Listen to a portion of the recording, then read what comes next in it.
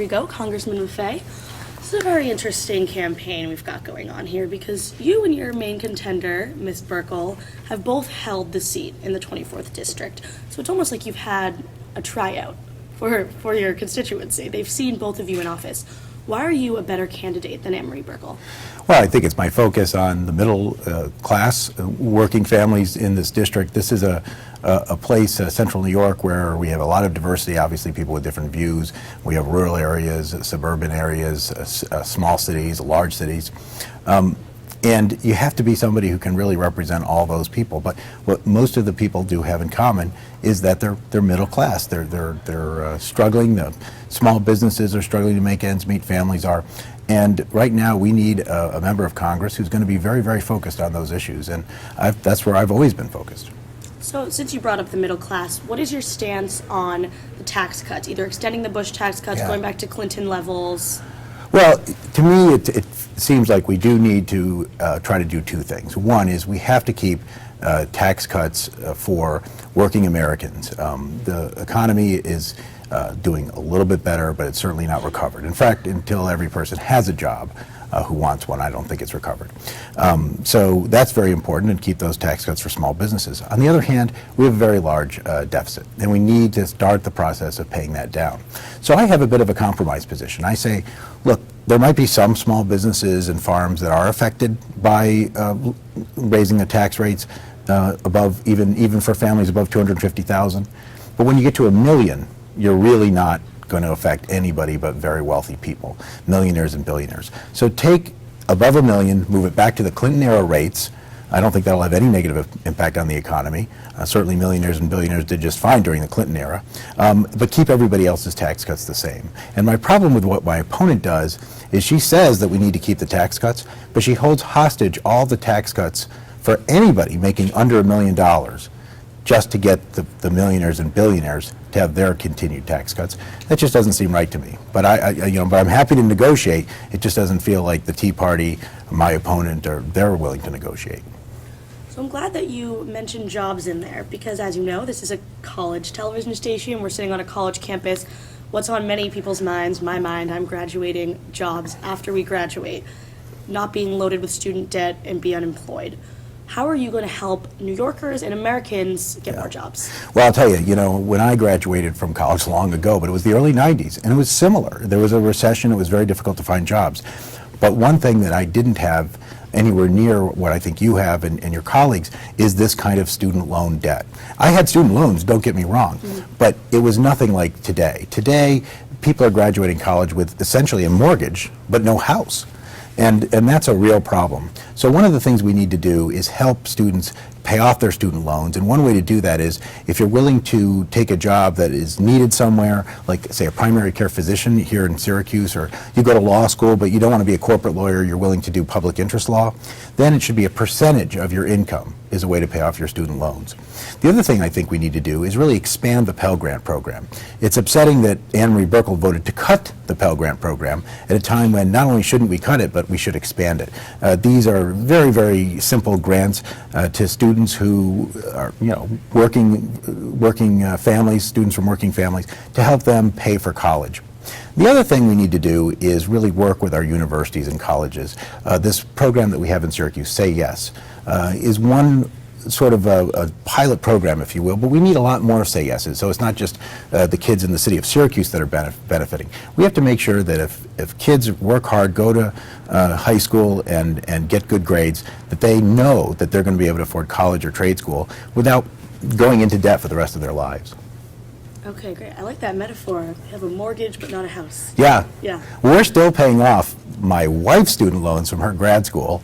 She went to the Maxwell School. It's not the cheapest graduate school in the world. Definitely not. No. Definitely not. And then back to the deficit. What is your plan to reduce the deficit? Well, I do think we need to reduce the deficit, but we need to do it the right way. And it's become a cliche, but you can't cut your way out, and you can't tax your way out. You need a balanced approach. I look to what Bill Clinton did when he was in office. There are areas where we need to raise revenue. Pointed out earlier when we talked about people making over $1 million. There are tax breaks still to oil companies that help them, or reward them for research and for exploration. They're going to do that anyway. Exxon just posted record profits yet again. We don't need them to have additional tax breaks. And there are kinds of tax breaks for companies that ship jobs overseas. They weren't put there on purpose for that effect, but that is the effect they now have. So there's one area. Two, we do need to cut wasteful programs, and there's always things. I mean, they print the Congressional Record. When I was there, I noticed this, thousands of copies every day. Anyone I know who looks at the Congressional Record looks at it online. So why are we still doing that? That's obviously just a small example, but there are many examples of that that we can do. But then the other thing, though, that Bill Clinton did is he didn't cut everything. There are areas where we have to make investments that will pay off in our economic future. One of those is transportation. If you're from, outside of driving distance, you know how difficult it is to fly in and out of our airport. Oh, yes. You need to sometimes switch to places. God forbid you don't have 3 weeks notice or it's going to cost you an arm and a leg. We've got to improve that. There's no reason why we can't. We can get another discount airline in here. I started the process 2 years ago, but we can finish that. And then I do believe in high-speed rail. I think that we have to look to other countries, and whether you're talking about South America or Europe and Spain, for instance, or Asia, they've all made high-speed rail work. It is an incredible economic boom when you do. And a place like Syracuse, which was actually built a long time ago because of the Erie Canal, would do really, really well. So that's not going to happen overnight, but that's something that we need to work on. Improving the transportation, I think, will improve the economy of this area, and I also think the country if we focus on it. So there's an area where I think an investment is needed. Okay, yeah, and then the high-speed rail, there would also be workers, and that would Absolutely. Well, but it wouldn't just be the workers working on it. Certainly you would have construction workers working on it, and that would help right now get out of our recession. In fact, I wish the Recovery Act had focused more on those longer-term construction jobs. But even after that, you're going to have a lot more economic opportunity. Central New York, we still have manufacturing, but it's more high-tech manufacturing. We have the universities, we have the medical school, the hospitals, we have great architecture and engineering firms. We're talking about really human capital. So that's why it's not just good for the students and good for people who want to visit their grandparents like, when I was a kid, Yeah. but it's good for our economy to have better transportation. Okay, great answers. Let's switch tracks for a minute to immigration. As you know, the Latino community of Central New York, it's growing rapidly. We know that you signed the DREAM Act in 2010, so we have sort of a small window into your immigration policy. How are you campaigning to get the Latino vote in the 24th District? Well, my biggest thing is just trying to get a good turnout. We are growing in our Latino population, but it isn't so much focused in one place. For instance, there are a lot of recent immigrants in Wayne County who came over to be seasonal farm workers and decided to stay, maybe married somebody here. And then we do have more and more Latinos coming to university here and staying, but then also some on the west side. So it's hard to focus on that. But I'll tell you, it's not just about the votes. I was on the Spanish Action League board for a couple of years before I went to Congress the first time. And this is a community of immigrants. We're a nation built on immigrants. The new ideas, the new energy, and the sort of reminding us of how important it is to have a diverse country and to have different cultures. Really renews who we are as Americans. And I think that's true, frankly, whether it's the Sudanese immigrants or the Bosnian immigrants or whoever, but certainly with a lot of our new Latino immigrants. So we should have a sensible immigration policy. We shouldn't allow companies to profit from people coming over with undocumented, but we should make sure there's a pathway to citizenship. And yes, if somebody through no fault of their own came over, grew up here, that's silly that not let them have citizenship. I'm glad that President Obama took executive action on that. I certainly support that. I was going to ask if you supported his executive order. Yes, but we should have a law, and the Republicans are playing both sides of this, and it's really awful at this point. They say they're pro-immigrants. They even sometimes say they're for a DREAM Act, but they won't ever take action. It's time to sort of stop that talk and take action. Okay, and in the same vein, one of your opponents, Ursula Rosen, works very closely with Latin American communities, and she's very interested in U.S.-Latin America relations. How important do you think it is for us to have relations with Latin America, and what kind of relations would you want there to be, and would you be involved in policies? Yeah, I mean, like I said, when I was on the board of the Spanish Action League, I actually worked quite a bit with the Latino community here as well, but it wasn't with any sort of political slant either way. I think it's very important that we have good relationships with all of our countries, and particularly those that we have immigrants. I don't talk about this too much, but I actually have two cousins that were adopted from El Salvador when they were young kids, and they're my age, almost my age now. You look at the Central American countries, and there's so much potential there. There's tremendous natural resources, et cetera, but there's a lot of poverty. I think this is one of the reasons why the United States has to have a policy of engagement. Wouldn't it be nice if we can send people to help with farming, to help with medicine, as many, by the way, many Central New York doctors and nurses go down to various clinics in Guatemala and Honduras every year, and not necessarily have our foreign policy all be about guns and military aid. So I think we need to sort of continue that engagement. I do think we need to make sure that we do have a strong policy where we help other countries develop capacities in crucial areas. And I think that speaks for itself, that I don't think we'll have to worry as much about what America represents. If we're in other countries, just helping them help themselves, that's the best thing. Okay. Now I want to ask you a little bit about some things that your opponent is sort of saying about you and have you respond to them. One of Buerkel's ads that is out says that you raised taxes $3 trillion and that you gave your staff bonuses from taxpayer dollars after you lost the election in 2010. Is that true, and how would you explain? I mean, they're two separate things, but so I'll take them separately. The $3 trillion is some wild estimate over many decades, I think 2 or 3 decades, of the Affordable Care Act. The Affordable Care Act actually did not add a penny to the deficit. In fact, and I've spoken at the School of Public Health over here at Upstate, and I asked students how much did the official scorekeepers, the people, the nonpartisan people charged with it, believe it added to the deficit, and you get all these different. It actually took away from the deficit pretty significantly. So that's simply not true. And in terms of, and a lot of the savings is from cutting spending. It is totally not true, and it's been debunked many times, but they'll keep saying it anyway. In terms of the so-called bonuses, my staff worked hard for the people of this district, and I thought they should be compensated appropriately. If anything, their total compensation was we had 29 members of Congress in the state. We ranked 19th, so we weren't even in the top half. In fact, we were sort of more towards the bottom than the top, and that was after all compensation. So I just, it's something taken very much out of context. In fact, we actually returned over the 2 years $140,000 to the Treasury. So I actually ran surpluses in my office both years that I was in office. But again, you take things out of context, you can say anything about anybody. That's our wonderful freedom of speech, and that's what they've said. Now, you mentioned the Affordable Care Act briefly. If it was up for a vote and you were a congressman, would you vote to repeal or keep it?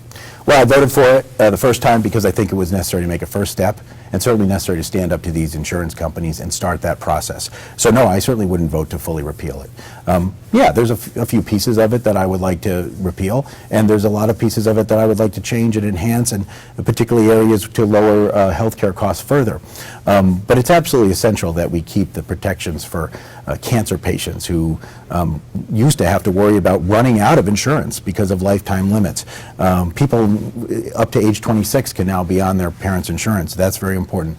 And the pre-existing condition language. And everybody seems to agree with that, but nobody has a plan to do it if you repeal the health care bill. Anne Marie Buerkel will say, oh yeah, I want to do all those things too, but she won't say how to pay for it. She won't say any of that. The Affordable Care Act was a difficult piece of legislation because it was an honest piece of legislation. It started the process of lowering health care costs. It made Medicare more efficient by cutting payments to insurance companies. We're now told that's a huge cut in Medicare. Actually, it added 9 years to Medicare's solvency. How is it possible that it's a cut if it added 9 years? It's not, but they'll keep saying it. So there's a lot of misinformation, and it's a complicated piece of legislation, and that allows misinformation to go forward. But no, it's very important that we build on it, not try to go back in time and fight the same fight over and over. What parts of it might you repeal? Well, I do think there's parts of it that are unnecessary. There's a excise tax on medical devices that doesn't do anything to lower healthcare costs and could have a negative effect on research and development in certain device companies. I fought against that when I was in office. I would restructure something called the IPAC, which is an advisory group to help advise on future budget cuts, but it's not very. Congress gets an up or down vote, but there's not really a process in that's very democratic. So there are a number of things I would look at. Certainly we need to do more, I think, in terms of setting up a medical home so that people are treated as people, patients are treated as people and not just, a file being tossed from specialist to specialist. So there's a number of things that we need to work on that I do think would help lower costs. That the process was started with the Affordable Care Act. And frankly, I wouldn't give up on a public option. I think people should have the option of picking a public plan or a private plan. Right now, despite all the talk from the Republicans that this is some sort of government takeover of health care, in the bill, you're only allowed options of different private plans. That's okay, but I think we should have a public option. What is your plan for Medicare? Well, the key thing with Medicare is to lower the cost of health care. People see skyrocketing health care costs and they blame Medicare. But the fact is that they're skyrocketing health care costs no matter who, no matter what the program is. So the key thing with Medicare is we have to get health care costs down. And there's a number of ways to do that, a number of ways that geriatricians are looking at. Again, setting up a medical home is a good way. There are a lot of, a lot of seniors are taking too many medications because their specialists prescribe a bunch of different things. So there are ways that we can do that, but that's the real focus. This idea that if we take Medicare and make it into a voucher plan, that you say, okay, we'll give you a certain amount and we'll put you in the private health insurance market. The sad thing about that is not only does it leave seniors short, but it doesn't even save any money. And you can see that with the Ryan budget, because for all those cuts that the Ryan budget makes, it doesn't even balance the budget until 2040. And I suspect even you'll be middle-aged by 2040. Yes. So I want to ask you about one of your advertisements that you had out there that said, Burkle supported a law that would redefine rape to mean only forcible rape. Now, she was pretty upset about it. She had a press conference. She said she was angry, she was insulted, that she worked with domestic violence victims at the Vera House, and she put an advertisement countering yours. Do you think that you are better for women's rights than Congressman Burkle, and why? Well, it's interesting. You mentioned all those things, but what she couldn't say is that it wasn't true. So many women came to me after she co-sponsored that bill. I think there was when she went to Congress, she was talking all about the economy. This was a bill that was introduced on the first full day of session, and she was one of the people who co-sponsored it on that day and spoke on it. It was her first floor statement. It was a bill, and she says it was an anti-abortion bill. It absolutely was an anti-abortion bill. It was a bill that was set to try to limit the instances where women could get funding for abortions. The current law says that if you're a victim of rape or incest and your pregnancy results from that, you can get that funding. This bill would have narrowed that definition to victims of forcible rape. So it would have meant fewer women would be able to have that funding for abortions. But rape is rape. There's no excuse to parse rape, no matter what. No matter what. So many women came. One of the women, Nancy Green, very courageous, a victim of a rape, happened to come out and actually do an ad for us explaining this. So, look, one of the things that I was going to do was I was going to bring these more radical aspects of my opponent's record out, and that is what I promised Nancy Green and others. And I'm sorry if my opponent's offended by it, but she should maybe be more offended by the fact that that's her record. What are some other women's issues that you think you would better represent than Congressman Burkle? I think that on so many different issues, Anne-Marie Burkle plays the advocate, and yet she won't support the bills when it comes down to it. It's almost like there's two Anne-Marie Burkles. There's the Anne-Marie Burkle here in central New York who did volunteer for Vera House, did legal work, etc. And then there's the Anne-Marie Burkle in Washington who goes along with her Tea Party colleagues. I'll give you one example, the Violence Against Women Act. This has always been a very bipartisan bill, very bipartisan approach. Well, the Senate did a bipartisan bill, And the House wouldn't take it, mostly because of that Tea Party faction. Anne Marie Buerkle came out against it, even though Vera House itself said that the bill that she was sponsoring would be worse for Vera House because it would lead to audits, et cetera, unnecessary paperwork for Vera House to do that would cost them money, and the Senate bill was the way to go. But she wouldn't do it. She said it because it had provisions to protect transgendered people and American Indians or whatever, things that really have nothing to do with their constituent interest. She also has not really fought for equal pay laws. I was a big advocate of equal pay laws. Right now, women in Central New York make a lot less on average than men in Central New York, and that just doesn't make any sense to me. We don't want to have our economy with one arm strapped behind its back. So, and of course, then there is the choice issues. Look, I think you have to trust women. Trust women to make their own health care decisions, and I certainly would never dream to do that. Anne Marie Buerkle does. She says nope, she knows better, you know, and therefore she's not pro-choice. Okay, now I know last night you participated in the News Channel 9 debate. Yeah, absolutely. But that, you didn't have not participated in every single debate, and the Republican Party of Onondaga County actually had someone dress up in a chicken suit to... I thought it was Big Bird. It wasn't Big Bird? No, it wasn't, but to represent you because you didn't participate in the YNN debate or in the open town hall forums that Ms. Buerkle organized. Why didn't you participate in those? Well, the open town hall forums, the so-called open town hall forums, weren't town halls. They weren't open, and they weren't forums. They were campaign events, political campaign events sponsored by Anne Marie Buerkle and her campaign.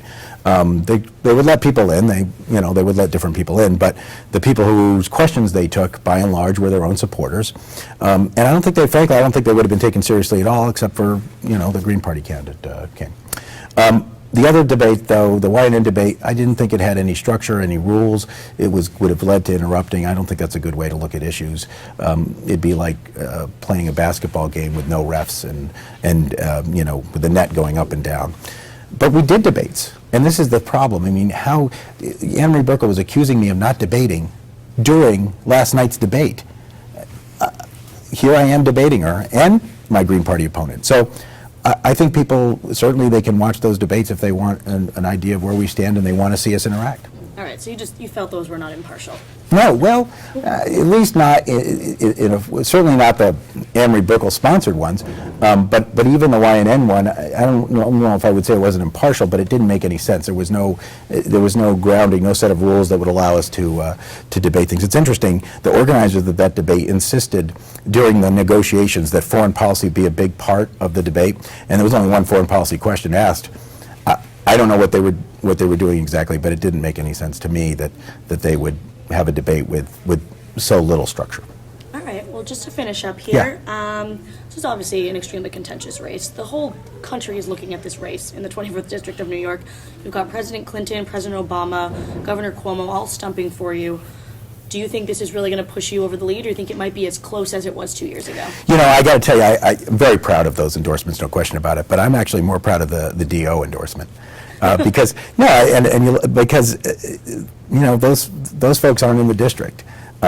Students might make the difference in this election. They really might. It's that close.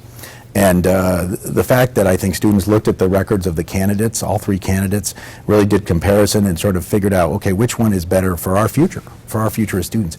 I got to tell you, students' future is my future, it's the country's future. So yeah, those are important endorsements, and I know it's close in a national race, but what really, really matters is how a member of Congress will do for the people of that district. And there are a lot of the people in this district that are connected to colleges and universities, not just Syracuse University, Lemoyne, SUNY Oswego, Wells College, the community colleges, ESF, of course, where I taught. And the fact that, that in those communities I'm getting a lot of support, that means even more to me. Awesome. Well, thank you so much. You're very welcome. You're very welcome. Glad you came out to speak. Yeah, no, absolutely.